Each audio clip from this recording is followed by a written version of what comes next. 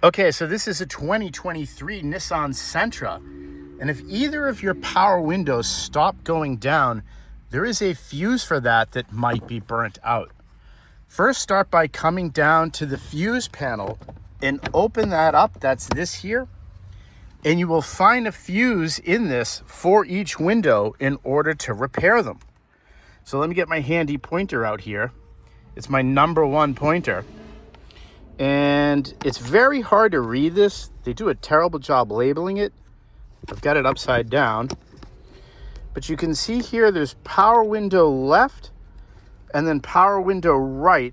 Let me get that in focus. No, I had it right side up the first time. Sorry, I don't have my eyeglasses on. I'm sorry about this. But the point is that there's a fuse for... We're gonna have it, there we go. So there's sunroof, power window front, left-hand drive, 20A. So that's that window, of course. And there's the fuse for it. And then there's a corresponding 20A for the other. I'll put an affiliate link to buy new fuses for this car.